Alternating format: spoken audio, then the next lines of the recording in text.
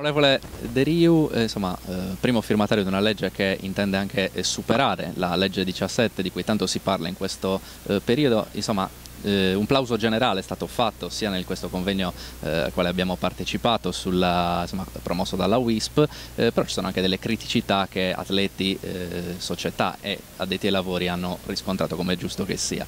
La prima che mi viene in mente è quella relativa al fatto che talvolta gli incentivi alle società si possano fermare nelle società anziché poi andare ai singoli atleti, una cosa che succede spesso negli sport individuali, ma non solo. Ecco, come fare per evitare questo problema che poi incide anche sulla ratio della normativa? È stato giusto vedere, come in questo convegno, le due proposte di legge insieme, cioè quella dell'onorevole Filippo Fossati, proposta di legge nazionale, e la nostra, perché sull'ordinamento sportivo in generale, quindi anche sullo status dello sportivo, sull'ordinamento generale, disciplina generale delle società sportive, si occupa il contesto nazionale, quindi la legge nazionale. Noi ci occupiamo più di dare alle società, al movimento sportivo nel suo complesso, una grande missione, che è quella di diffondere la pratica sportiva, incentivando le azioni, le attività di tutte le organizzazioni sportive con un consistente aumento di fondi. Questo fa la legge regionale. Un'altra questione importante è quella dell'aggiornamento dei tecnici, no? Singole federazioni che devono essere incentivate in qualche modo a promuovere l'aggiornamento di chi si occupa poi della parte più importante, quella formativa. Ecco, state pensando a incentivi e anche magari a monitorare il fatto che questi incentivi poi non vengano poi spesi per il motivo reale per il quale sorgono, insomma. Beh, noi abbiamo avuto una grande discussione nel Consiglio regionale del CONI su questi argomenti, soprattutto per quanto riguarda quei settori dello sport a più alta specializzazione, come sono gli arbitri, i cronometristi, i giudici, i commissari, gli ufficiali di gara. La formazione è una componente fondamentale, ma si insiste sul fatto che questa debba essere decisa all'interno delle federazioni, anche perché ciascuna federazione ha regole nazionali differenti, cioè alcuni hanno delle branche che finanziano localmente, diciamo a livello regionale, altre invece hanno un ordinamento nazionale, per cui è difficile per la legge, che non si propone, lo ripeto, di modificare dal punto di vista della disciplina l'ordinamento sportivo della Sardegna, ma si propone invece di dare degli obiettivi in cambio di molte risorse. È difficile regolamentare questi aspetti, quindi noi preferiamo consentire che le federazioni e quindi le società all'interno delle federazioni curino questi aspetti secondo le proprie regole. Sull'aggiornamento invece dei dirigenti, il CONI già fa tanto a livello di promozione anche di corsi gratuiti. Sono previsti incentivi anche al CONI per migliorare da questo punto di vista? Sì, la legge prevede che il CONI sia finanziato e anche le federazioni e anche il CIP, perché poi c'è la piena equiparazione tra il Comitato Olimpico e il Comitato Paralimpico. Ecco, un altro grosso problema che conosciamo da tanto tempo è quello dei grandi finanziamenti dati a manifestazioni piccole o magari non meritevoli di così tante somme di denaro. Come ci si muove in questo senso, magari istituendo anche un organo guida presso il CONI o presso altri enti per evitare problemi che conosciamo bene e che già si sono verificati in passato? La scelta è quella di decidere le manifestazioni, o meglio di decidere il finanziamento delle manifestazioni attraverso la redazione di piani d'area, diciamo, di rapporti d'area che poi diventano il piano regionale. Cioè all'interno di ciascuna area omogenea e ottimale si realizza un programma che guarda allo sport in quanto veicolo della salute, diffusore dei valori sportivi, e si individuano le iniziative. Per cui sarà più difficile la sproporzione tra manifestazioni localizzate e magari sovrafinanziate e invece quelle che hanno un più grande impatto sociale, una più grande dimensione anche sportiva e invece che ricevono pochi denari. Il nostro sistema è più democratico, ecco, impone un maggiore controllo democratico dei territori alla distribuzione dei finanziamenti.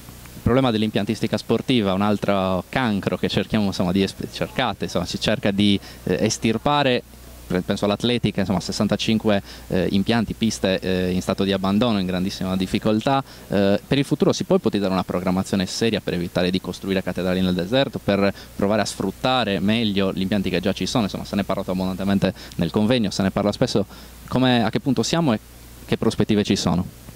Beh, il punto lei l'ha descritto. Le prospettive sono quelle dentro la proposta di legge, cioè appunto la redazione dei piani d'area e di distretto, per cui sarà possibile individuare in ognuno degli ambiti ottimali una distribuzione nel territorio più funzionale degli impianti, quindi non sovrapposizioni ma differenziazione funzionale, nel senso che ogni territorio offrirà quello che serve a quel territorio per svolgere gli sport che sono presenti e praticati. Naturalmente ci scontriamo anche con altri problemi come quelli delle manutenzioni, perché sono affidate ad enti che magari come i comuni o molto di più adesso le province, che non sono in grado più di realizzare queste manutenzioni. Allora anche là c'è la possibilità che con gli affidamenti disciplinati in maniera innovativa anche dalla proposta Fossati si possa addivenire a un sistema che a regime sarà migliorativo.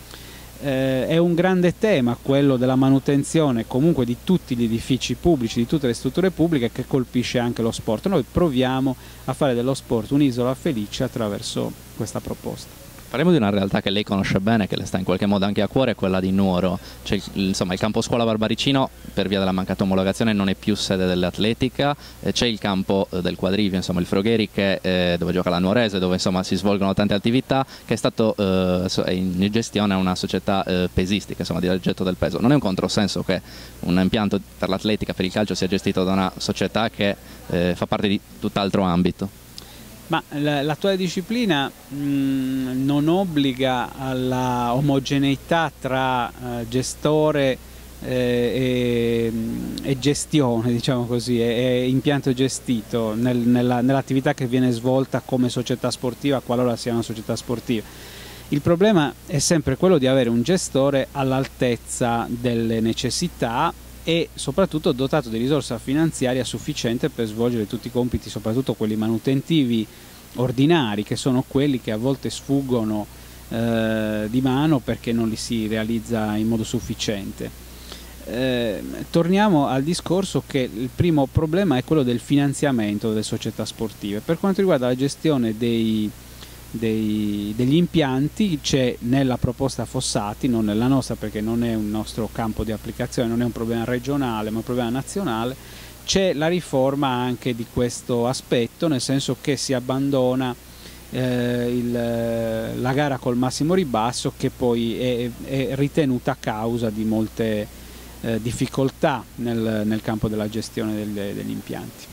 Ultimissima sul dibattito che ormai dura da tanti mesi sui problemi delle società dilettantistiche, si è messa anche in contrapposizione il finanziamento alle società professionistiche e quello della legge 17, che è la sua legge, insomma, quella che ha proposto, si intende superare. Le chiedo come si pone in questo dibattito. Abbiamo sentito di recente in esclusiva, insomma anche nei vari dibattiti, l'assessore Firino, alcuni suoi colleghi onorevoli che si sono espressi in merito. Le chiedo come si pone dal punto di vista del finanziamento alle società professionistiche, se secondo lei è giusto, e in quello delle società dilettantistiche vediamo insomma 80 società che ogni settimana varcano il Tirreno con tante difficoltà, però vediamo che a protestare sono sempre magari le stesse, quelle per esempio del basket, le vediamo unite, altre no, alcune che vengono un pochino più tutelate, altre no. Le chiedo il suo parere sull'insieme insomma della questione.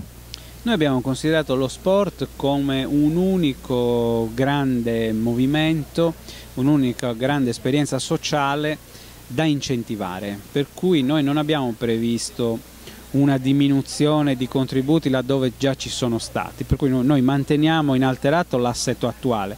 Noi aggiungiamo alla missione che lo sport ha attualmente anche un'altra missione, un altro grande obiettivo di interesse pubblico, cioè quello di diffondere la salute, di aumentare l'offerta di salute, di diminuire la domanda sanitaria, e per questo motivo stanziamo un finanziamento consistente che è parte della spesa sanitaria, piccolissima parte, l'1%, però è funzionale all'aumento della salute, alla diffusione di una cultura della salute.